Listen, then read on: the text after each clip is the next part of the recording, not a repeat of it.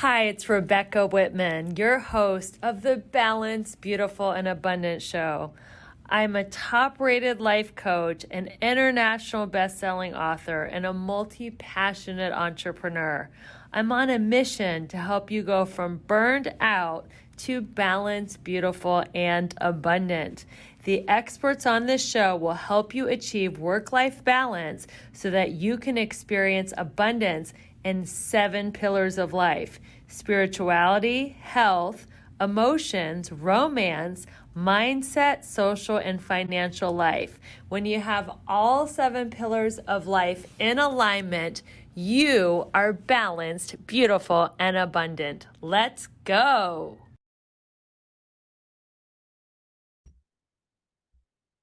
Hello, everyone. Welcome to the Balanced, Beautiful, and Abundant podcast. We are taking you from burned out, overwhelmed, frustrated to balanced, beautiful, and abundant. And I'm so excited because we have just been breaking records with this podcast of ours. We are maintaining our top half percentage globally in self-help. And yours truly got voted top 5 entrepreneurs to watch by USA Today. And I'm just thrilled. I'm honored. I'm humbled. I'm surprised. And it's because of you guys, our dedicated listeners. You're sharing this podcast out and you're spreading the word. I have the perfect guest on. She is totally in alignment with the topic of our podcast, and I can't wait to tell you all about her. Welcome to the show, Beate Chelette. Thank you so much for having me, Rebecca. This has been a long time in the making, and we are finally here. We're finally here, and we just found out we're neighbors. We both live in Los Angeles. We could have done this in person, but we're going to do it over Zoom because why sit in that Los Angeles traffic if you don't have to, right? That's exactly right. So let me tell my listeners a little bit about your awesomeness. So Beate is known as the growth architect.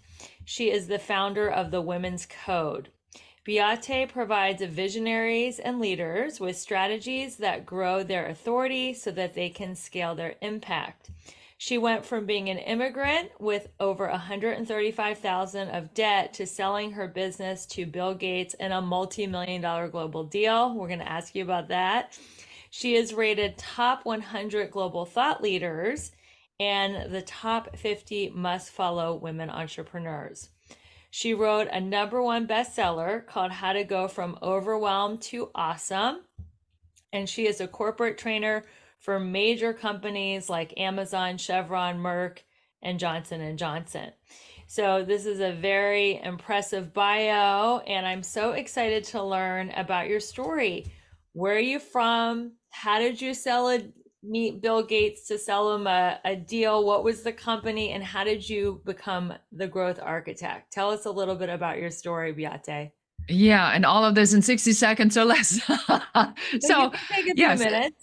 No. So it's all good. So I'm known as a growth architect, and that means that I literally architect growth. And what that means is that I take people who are visionaries and thought leaders, and they like to fly planes with big ideas, but they don't know how to land them. And I help them land the idea. And I do that in 1 out of 3 ways. I either help them to turn the talent into the business, or when they have the business model figured out, I help them how to get the differentiation factor figured out, which is the signature growth system. How can you put it all under one umbrella and make it a cohesive client transformational journey? And the third one is then once they have the first and the second, then how do we scale this to a multiple 6-figure or multiple 7-figure business? And what are the growth strategies to do that? So that's what I do. Originally, I'm from Germany, and I was, probably like most of everybody I've ever met in my entire life, the person that felt like they didn't quite fit in, and it was always awkward, and I wasn't the smartest one, and I struggled. And then I had this idea that I was going to be a creative. And I was told, because we are in Germany, that the creative arts, that, there was so many applicants, not enough jobs. Why wouldn't I want to be a roofer or a secretary? And neither one of these, forgive me if that's your job listening, but neither one of those was really anything that made my heart be overflowing with passion. So I became a photographer anyway, and I started out as a photo editor at a small, kind of cool, hip magazine, then moved on to Elle magazine in Germany and became the photo editor of Elle magazines, which everybody would say, Oh yeah, wow, you're you love 23, you're running the photo department of Elle magazine.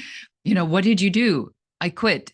And I quit because I realized early on that a lot of times, and this really fits into a lot of the themes, Rebecca, that you are talking about.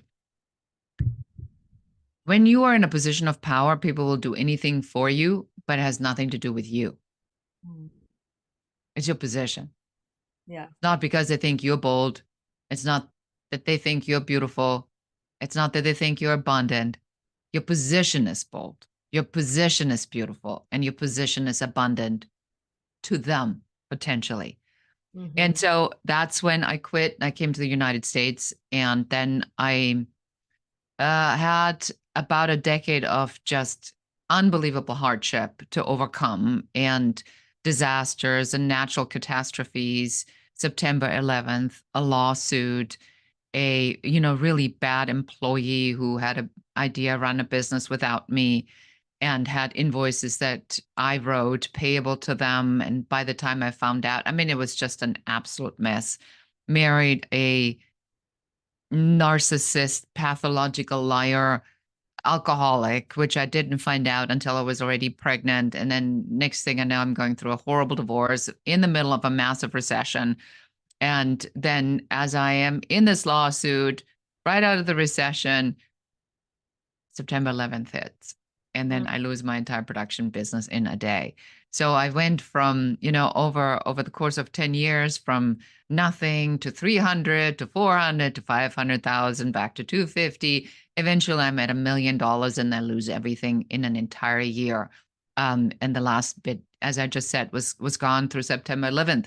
But I had this great idea, Rebecca, on how to build up a stock photography syndication for architectural interior images. And when my photographers, because my strategy was that I was going to go after the top tier, the A plus people in the industry. And so, first takeaway of this interview, don't bother with C level and with C players or B players, go straight after A players because you save yourself the time. And if you have the A players, everybody else is going to come anyway, and you don't even have to do anything for it. And I was able to secure great photographers, and the A-list photographers were photographing A-list celebrity homes and worked with A-list designers like Nate Berkus and worked with A-list architects like Geary. And next thing I know, I get these unbelievable at-home stories from these celebrities. Like I had Madonna's house, Francis Ford Coppola's house, and Terry Hatcher, Simon Baker, Seal. I mean, they just kept coming. And because I was a photo editor at Elle magazine, I knew how to put it together. But I was $135,000 in debt, and I didn't have any more money. And that's when we got to the cliffhanger of the story on how I avoided bankruptcy and then sold my business instead 18 months later to millions of dollars to Bill Gates. How did you get in contact with Bill Gates to sell this business? So the way the story goes is that Bill Gates at the time privately held a company called Corbis that he was 100% owner personally.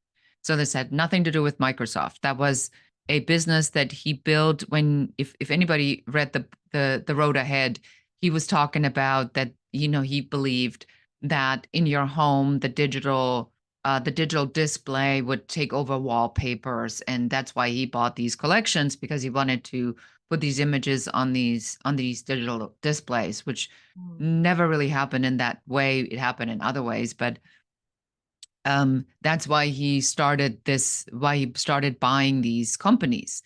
And before he knew it, he had bought so much content that it kind of took on a life on its own. And he was in a big race with Getty Images.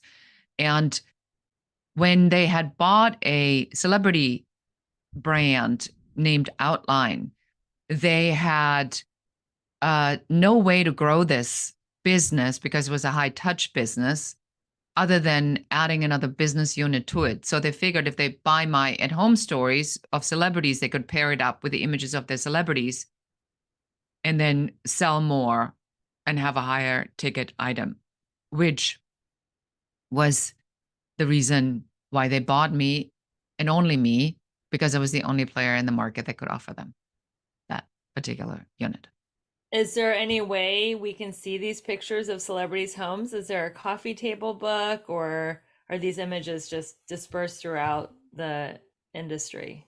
Well, I mean, if you were to do home story seal or Madonna, or you look for the term Beate works, that's BeateWorks, you may still find some of these images out there because they've been widely published all over the world. I mean, we were the number one player in the world in our category. Um, some of these images, like there's this one image that was not a celebrity image, but it's an image of a bicycle in Amsterdam leaned against a railing over a canal. And that image has sold at IKEA, I believe, worldwide over 5 million times. And Wow. if you look at the credit, it still says Fernando Bengochea by Beate Works. Well, congratulations. That's incredible. I feel like I have seen that image from IKEA, so that's beautiful. So let's talk about the Women's Code. You're the founder of the Women's Code, and I'm all about women's empowerment. So I'm curious, what is the Women's Code? So the Women's Code I designed when I sold the business to the Bill Gates company, and they offered me to come on as a senior director of photography globally. That I said, I am shocked at how women are treated in organizations, and I am shocked how women treat each other. Now, you kind of know how this oftentimes works, from middle school when the she tyrants and the queen bees and the bullying and the you can't sit at our table type of thing. But you don't really realize that this behavior kind of perpetuates into the job world, and some women just never seem to really entirely grow out of it. And things were happening where I would go to the bathroom and then I come out, my whole team had gone to lunch. And then I would say afterward, okay, what happened? I said, oh, we couldn't find you. No, you knew exactly why. You waited until I was in the bathroom and then you all bolted for the door, which, I guess it was also hinting on my leadership style, which at that time probably wasn't very good. But I learned that there is a lot of stuff that led me to believe that if we want to see real change in the world, women need to have a code amongst ourselves first. If I don't know how to treat you with dignity and respect, if I'm jealous if your podcast has more downloads than my podcast, if I'm jealous that you're cuter than me, if I'm, envious of your lifestyle, if I'm envious of any of this, we'll never go anywhere. Yeah. Because in abundance, we know that the message is there's enough for everybody. And the more prosperous I get, the more people I can help to be in prosperity as well. But women have still a scarcity thinking. And so that's why I founded the Women's Code, to give women some guidelines on what it actually means to have a code. I love that. I used to call that Code of the West, but I like the Women's Code. Code of the West, it for me, this was like a high school thing. If your friend went out with a guy, you don't go out with that guy. Like he is That to forbidden you. fruit. Mm-hmm. Yes, forbidden fruit. That was the Code of the West. But you've even taken it into everything. And I totally agree with you, Beate. When women are mean girls or competitive with each other, it is because they are in scarcity thinking. Yeah. And most of the time, they're competing for men's attention. Like women have to look a certain way or be a certain way so they can get men's attention, and that there's limited amount of male attention or approval to go around. And that is what I call, being oppressed by the patriarchy. And one of the ways that I love women are rising up is they're creating solidarity amongst their sisters. And they're like, no, we're not going to compete for male approval. It only matters what I think of me, not what you think of me, not what men think of me. And the same goes with money or attention or anything else or podcasts. There's just more than enough. I like to say there's more than enough sand at the beach. So everybody can sit on the beach and have plenty of sand. So let's talk about overwhelm. That's a huge theme of the show. How to go from overwhelmed to balanced, beautiful, and abundant. And how do people know when they are approaching overwhelm? Like, how can they catch it before they get into overwhelm? What are some of the signs to look out for? I think for women specifically, it is an undefined tension. Before I went on a trip to Costa Rica and I just come back from an ayahuasca retreat, I said to my husband, I said, I feel so incredibly tense inside, I can't relax. Hmm. So if it's difficult for you to relax, if you are doing things that add more friction to your life, like you're constantly looking at your phone, you've programmed your mind, your nervous system into overdrive. If you are always busy, if you have a hard time sitting down for 5 minutes, if you can't meditate for 5 minutes, if you can't take a deep breath because you have this pressure on your chest, you probably in overwhelm. Hmm. So if there's no more pocket anywhere where you can give yourself permission, I wear a Fitbit. A Fitbit has like a 2-minute breathing program on there. 2 minutes. 2 minutes. Like you could go in the bathroom and do that. Mm-hmm. But when you're overwhelmed, oftentimes you don't even have time for that. Right. That's when you're overwhelmed. Those are very good telltale signs. If you can't even sit down and breathe for 2 minutes and just take a breath and a pause, then you're going too fast. And I think that is happening. It seems like technology has sped everything up. We can get so much more done from our phones that instead of creating more efficiency and free time, we're like addicted to doing more, more, more, more, more.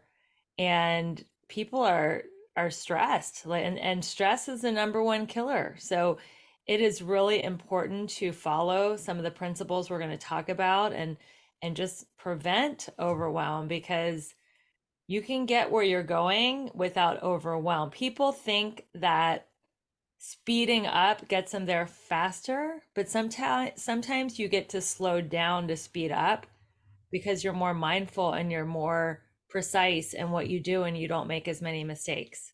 What do you think about that phrase, slowing down to speed up?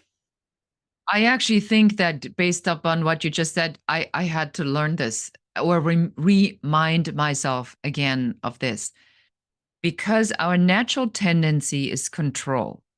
And the Mm-hmm. natural tendency of control is I have to do more. If I don't get what I want, it means that I'm not doing enough. And the educational system tells you that, your parents tell you that, your boss tells you that, the television tells you that, media tells you that, everybody tells you you need to do more. And this FOMO, the fear of missing out, is constantly fueled by internet marketing. Like, if you don't do this one thing, then the dominoes are not going to fall. You're going to be missing out on this one in lifetime opportunity. It's only available for 15 minutes. You got to go back to what we have control over. And first of all, I was just at this ayahuasca retreat, and then I went to an Abraham Hicks event, and Abraham Hicks is very big on law of attraction. And it's such a good reminder to say, what do we really have control over? What we have control over is the vision. What do I want? What does that look like? The objective, the goal, the vision. That's your job. The second part you have control over is receiving that. Because if I truly believe that 1 million downloads is what I want, then I need to be ready to receive the 1 million downloads. The sourcing, I mean, you have to do the actions that it takes to put things into motion, but the actual sourcing is done by one source. And one source is God, Spirit, universe, the energy that rules everything. So if you get to meddle with the one source and you try to tell the one source how you would like this to be delivered, that's never going to happen. That's the friction. Because then you're trying to convince the one source that you deserve what you said, which creates the friction that prohibits you from getting what you want. What does that mean? What causes the friction that prevents us from getting what we want? Just trying to control the uncontrollable because we're in resistance? Exactly. So if I, for example, say, I have a successful business. I believe I have a successful business. I know I have a successful, I hope I have a success. I hope it works out. I hope it works out is already friction. So then you don't believe it enough. And the language that we're using, and and Rebecca, I'm probably just like anybody else. It's a constant work in progress. You always hear yourself talk about this. I don't have the money for this right now. Really? So the minute you say that, you already put it out to the universe that there's not enough money. So how are you going to reframe that? That, we come from the abundance principle. So I think that the friction is something that we create because, again, we are so programmed to make these excuses. Well, it's a recession. It's a really hard time for building a business right now. Well, most everybody's scaling down on their advertising. It's probably wise if I do the same thing. Oh, okay. Okay. Well, you just already set that into motion because this is what you said. So how do you reframe that so that the attraction of abundance is not limited by the fear that creeps in? And the fear is what we have to overcome. So how do we get ourselves ready to receive abundance? You said we're only in control of the vision and are receiving of it. How do we get into receptive mode? So this is something I've been really playing with. And it is finding a thought that gives you overflowing joy or that feeling. It's a song, your favorite song, and you go, oh, time I hear that song, it just makes me feel so good. That's a good start. My daughter had a baby 5 months ago, and I was in the room. So that the thought of seeing that, the crown coming, coming through the birth canal, and being there when my grandchild was born, that fills me. That just makes my heart burst. Yes. So you need to find that origin thought of joy. And on that thought, you spin that thought further and further until it gets bigger. And then it becomes a blanket. And then the blanket goes over everything. That's how you get yourself in that particular vibration. But you can't convince yourself. You can't enter into a screaming match. I'm abundant. No, you're not. Yes, I am. Bank account doesn't say so. Well, but I feel abundant. No, you're not. That doesn't get you anywhere. So it is better to say, the area in my life I'm so abundant with and I'm so grateful is love. I've been blessed to watch my grandchild being born. I'm already abundant. I can actually believe that thought because it's true. So there's no friction. There's no screaming match. And then I can say things like, I wonder where else abundance in my life is going to show up because there's another no friction thought.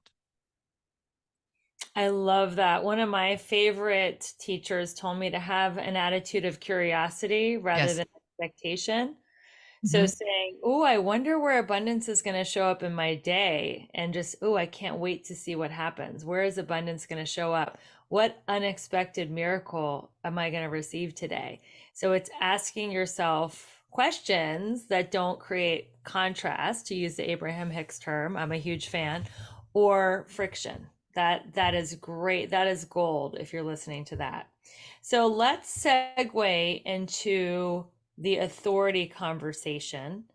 I know you are a thought leader on creating authority and helping that using authority to scale businesses. What does being an authority mean, and why is it so important, Beate? Yes. So the first thing I'd like to do, Rebecca, is I would like to just define what authority actually is, because that already gets confusing. Yes. Authority is not an influencer. That's an influencer. Mhm. Authority is not celebrity. That's a celebrity. Now, a celebrity may have influence, and an influencer, a celebrity may have authority over something, and an influencer may have authority. But the term authority really means an industry expert or a subject matter expert. If you want to be an authority, but you're really trying to be an influencer or a celebrity, you already have friction, which we just talked about. And that's why that typically not works, because it's a different business model. Gary Vee's business model is celebrity, Mm. not influencer. It's celebrity. That's why he has an opinion about everything and anything, and why he's anywhere with all kinds of different things and products that he endorses, because he wants to be a celebrity. That's a different model. For most of us, and for most of your listeners listening to this podcast, authority means you're an industry expert. So you first have to establish what the transformational influence is that you are the authority on. And that is when you get really clear about this. Yes, you can talk about nutrition, you can talk about beauty, you can talk about hair care, you can talk about fitness, you can talk about business building, you can talk about abundance, you can talk about the law of attraction. Now you have all these subjects, and you feel just because you have a microphone, you want to grab every mic and talk about anything and everything. That's not authority, that's confusion. I'm an authority on growth architecture. I architect growth. Within growth architecture are particular processes and systems. Mindset, action sets, skill sets are part on architecting your growth. Yes, you can build a business without mindset just by, hard work and following certain processes and systems. Ultimately, I don't think it's going to make you very happy, but it is possible. I also don't attract that kind of person, but it is possible. So, who I attract are people that understand that there's a spiritual component, and there's a balanced component, and there's a happiness component, and that they want to live complete, balanced, and wonderful lives. So, I help them architect a business model that works. That's what I'm the authority on. So, to become an authority means the clarity on what you can speak with confidence on, and making sure that all the pieces that you do are fully aligned with that one thing, and that there's no confusion or friction.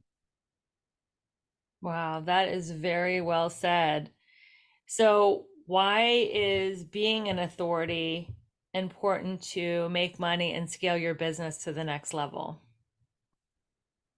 The best kept secret is like the pearl in the oyster that waits for a diver to come and discover it. It is really entirely up to you on, the listener to say, how fast do I want to do this? What am I willing to do? And authority does not necessarily mean that you have to grab the mic on every stage. There's all kinds of different ways to build authority. You can write, you can do podcasts, you can do podcast guesting, hosting, you can speak from stage, you can do it through social media, you can do it through events, you can do it through partnerships, through collaborations, through networking. I mean, there's tons of ways to build your authority.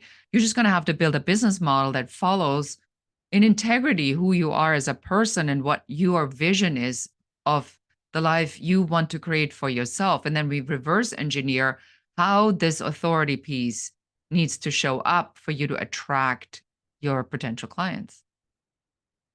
If somebody is, maybe they're leaving their corporate job and they have a passion for something that they've received transformation in. Just for the purpose of this example, let's say they were on a weight loss journey and they lost a bunch of weight. They want to launch a business in the health and wellness industry. So many people have lost weight. How does someone start? If somebody's a beginner, how does somebody start building their authority? Yeah, so the very first thing that I want to recommend is you go to the quiz that we literally just finished building. It's called What's Your Talent Worth? You go to whatsyourtalentworth.com. Because I get this question, Rebecca, so often. I actually just built a quiz for it because people say, well, is it even worth it? Well, allow me to assist by putting this mathematical formula together. It takes like 2 minutes, and then it'll send it to you in in the next 5 to 10 minutes, the results. And it'll give you an actual number, and it'll tell you what your earning potential is in this market for what you're trying to do. Because the factors of this are, what's your expertise? How long have you had this expertise? What is the desirability in this market? And so it calculates based upon these different factors, and it spits out a particular number. And then when you see that number and you see what your earning potential is, which I always would do before do anything else, is to say, and now what? Well, now you need to build the business model. You need to turn the talent into a business, which happens to be our very first program. And we revamped this. And that's why this interview with you is so unbelievably timely, because last year I was still in the high ticket world, and I saw that there was a significant shift in the market. And I know you did, you seeing the same thing, that there are more people that want to enter entrepreneurship and make their own dream happen, and less people that are looking for, $25,000 masterminds to join. I mean, that's just my opinion. That's just what I'm seeing. Yeah, I see that too. And so if we see that this is a trend in the market, then we have two choices. We either can go and judge everybody who's trying to do that, or we can say, okay, with my expertise of shortcuts and architecting growth, what can I tell these people? And I can tell anybody, I can help you build that business model in 12 weeks, and you'll have an actual functioning business model. Because I've done it, I've done this program a couple of years ago, and it's, we had over 22,000 people that have taken this program. And so I updated it, and I said, well, what needs to happen today for that? So the steps are, figure out what your earning potential is. Mm-hmm. Because you have to somehow figure out, is it worth doing in this market? And then design a business model. What I don't want your listener to do is now go from internet marketer to internet marketer. And you go and you look at one offer that says, I'm speaking from stage. Speaking from stage is great as an additional strategy in a business model. Speaking from stage is not a business model. Mm-hmm. It is a vehicle. It's a tactic within a business model.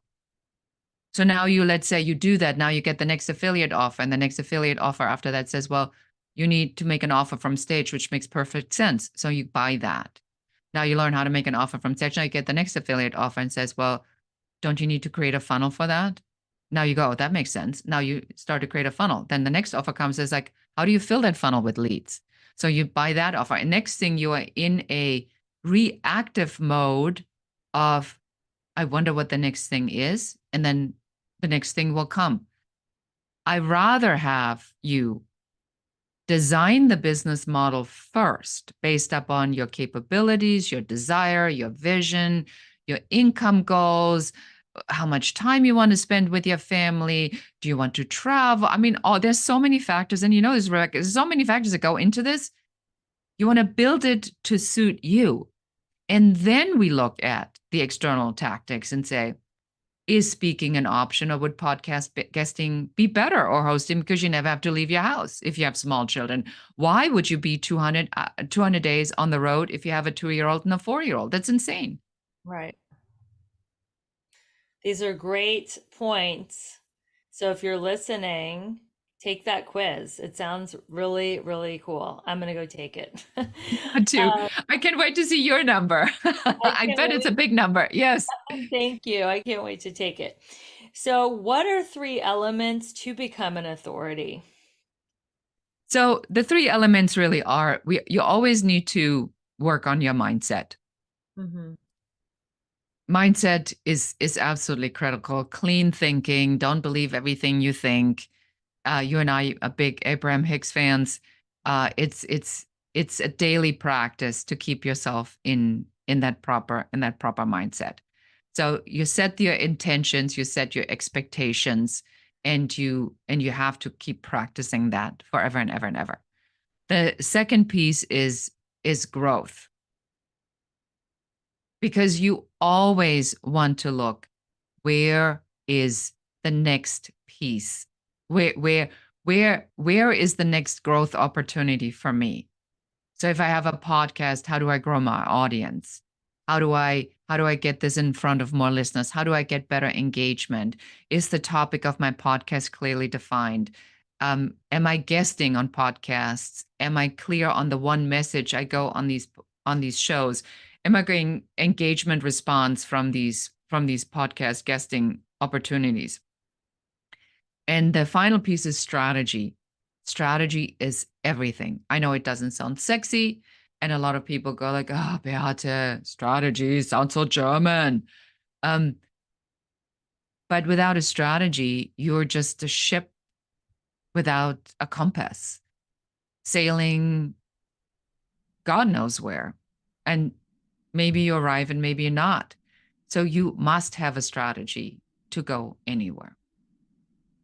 Okay, you heard it. Mindset, growth, and strategy. I'm taking notes on this podcast. This is great. Okay, so what are some common mistakes that leaders make in growing their authority? So what are some of the things that we should not do in building our authority in the marketplace? Don't try to be everything for everybody. And just because you can doesn't mean you should. And I was just I was just giving a talk this morning. I don't go on podcasts to talk about nutrition, Mhm. but I am very involved with the food that I eat. But that doesn't fit. So I'm not an authority on that. I don't want to be an authority on that. I don't talk about that. And it's a decision that I make. It's a strategic decision to say, authority building means you have a message that goes to an audience that has a problem that your authority can solve. Mhm. And what you shouldn't do is anything that boycotts that.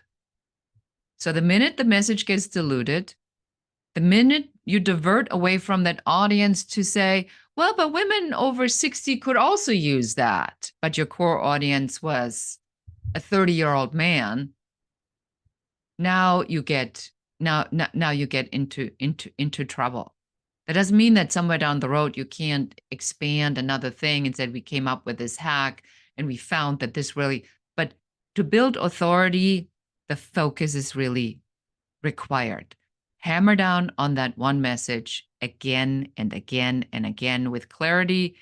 I'm the authority on this because people have this problem and I have a solution to this problem. And here's the person that has this problem. And my message is directed toward that person that has that problem because I have the solution. Stick with that. Stick to one pain point and one solution and one ideal client. So is that what you do forever? You just have like one offer for one pain point, or can you expand once you build your authority in one area, can you be an authority in another area? Now, that is the best sneaky question I got. So I love that because you picked up on this. And this is the fear of everybody. This is why people don't do it, because they think they're forced into niching. Right. I'm for denichicizing. I made up this word because the nichicizing, I think, is a bunch of BS. So here's how we solve this in growth architecture. It's so simple. The longer you're in business, the more you know. And now somebody comes and tells you you have to niche down. And now you want to pull out your hair one by one. You said, that's ridiculous. It's a journey. My clients are on a journey. I can't just go and talk to them about selling. I also know, how to align the marketing with the selling and the team building, so we have the right thing and the leadership mindset. How can I? That would be preposterous. And then a classic, uneducated, not uneducated, but a regular consultant will say, well, that's what everybody says. That's just what you have to do. You get rich in the niche. So here's how you circumvent that. You put an umbrella over everything you do. Everything you do gets organized in your signature growth system. That's like my favorite thing in the world to do, where we take all the pieces that, so how do we, abundance, overwhelmed? How does this even all go? It's a transformational journey. How we Mm-hmm. get from overwhelmed to abundant. It's a journey. You are the umbrella. The niche is the umbrella, not the overwhelmed and not the abundance. The niche is the umbrella that sits over your signature system. That allows you now to catch people in different parts of the journey. You have different entry points. You have different programs at different price levels, and everybody's happy because they say, Rebecca, oh my God, when I came to you, I knew I wanted to get from overwhelmed to abundant, but I knew I wasn't fully overwhelmed and I wasn't really at abundant. Thank God you had a program was smack in the middle where I could work on my mindset to really invite this next level. Thank you, Rebecca. It creates customer satisfaction. It creates different entry points. All your programs fit, but that typically takes, it takes us about a day or 2.5 days to go in and just pull it all apart and then put it back together, organize it, and have this full transformational. Everything gets a name. Every entry point has a name, like the turn your talent into a business if you have the idea. The signature growth system if you have the idea, but no differentiation factor. The growth strategy if you have both, and now you're ready to scale this up. That's our transformational journey from the idea to whatever million or multi-million-dollar business. The umbrella is the growth architect. The beginning of this interview, you referred to the differentiation umbrella. Is this the point that you're making now? Is this Yeah, also called the yeah, differentiation umbrella? And yes. why do you call it that? Why is it called the differentiation umbrella? Because most people, when you talk to them, would say, what do you do? I'm a business consultant. Mhm. Then in their mind, they go, I neither have the money nor do I want to hire a business consultant. Conversation is over. But when I say I'm a growth architect, there is a 99.9% always a second question. Oh, never heard that. What does a business growth architect do? Now I can say I architect growth in these 3 different categories. Now they're thinking, oh, never thought about it like that. No, I feel like I got my business. No, my business model actually doesn't work. So I have a question for you, Beate, and now you are in the conversation that you really want to have. So the differentiation factor is, in my opinion, and I'm of course biased because I created this, but without that, it is so difficult to set yourself apart because then you're a podcast host. Then you have a mindset show. Then you have a business consultancy. Then you're a strategist. You're a life coach. And it sounds so generic that people then are forced to look at the differentiation factor, and that is price. And that is not where you want to be. So your brand, your title, your authority is a differentiation factor in your teachings, not there's a million coaches and the only thing that's different between all these coaches is the price. You want to be in a whole different category, and that's the Be in the differentiation. blue ocean. Yeah. Yeah, I love it. Well, this has been a fascinating conversation. I'm so excited to continue it on your podcast. Yes, yes, yes, So yes. So everybody needs to check out the Business Growth Architect show because part 2 is right there with Rebecca. that's right. So check out her podcast. And how can people keep in touch with you? And we already talked about the quiz. You can go ahead and repeat that website and any other ways that people can interact with you. Yes. So the best way is, as I said, do something for yourself, figure out what your earning potential is. Go to whatsyourtalentworth.com. It takes 2 minutes. It's a mathematical calculation. And then we have to go behind the scenes and then a formula runs and we'll send you the report and then you'll know exactly what that number is. And if you heard something in this podcast where you say, I really want Beate's brain in my business, just schedule an uncovery session. Make sure you mention the show so you get priority treatment, and we'll help you figure out what's going on in the business. And if we can help you, we'll tell you. If we can't help you, we'll tell you. And if we know somebody who can help you, we'll tell you that too. So we're here to help and serve. And I'm everywhere as Beate Chelette and the Growth Architect. I'm hard to miss. Thank you so much. And ladies, if you want to have the guy that you're dating take that quiz and see if they have earning potential. Because if they don't have any talent or any earning potential, drop them, right? I love that. Oh, and I wanted to say one more thing. And for everybody listening to the show, please do Rebecca a big favor. Subscribe to the show, give it a 5-star review, and make a comment, even if you just drop a heart into it as a comment. But with AI now ruling everything, engagement is measured in these types of things. And you see the dedication Rebecca has to her tribe. Help her out to spread the love. I appreciate it. Yes, we love 5-star reviews. Thank you so much for the shout out, Beate. And thank you, listeners, for going on this journey with me. Some of you guys have been listening to this now for over 3 years, and I'm getting a lot of great feedback saying, I'm no longer burned out. I'm no longer overwhelmed. I'm no longer in a dead end toxic relationship. So keep the reviews coming. And thank you so much for being willing to go from burned out to balanced, beautiful, and abundant with me, your host, Rebecca Whitman. And until we see you again with another amazing guest, keep your vibe high and magnetize. Bye, everyone. Hello, my friends. Thank you so much for being a devoted listener to the Balanced, Beautiful, and Abundant show. I so appreciate your subscription, your reviews, sharing this podcast with your friends. And if you feel called to work with me on a personal level, I want to invite you to my Elegant Warrior training. It is starting in mid-January. I will personally help you get all 7 areas of your life to a level 10. That includes your spirituality, your emotions, your romantic life, your financial life, get your mindset on track, make sure you have a great community. And this is a 7-week group coaching class.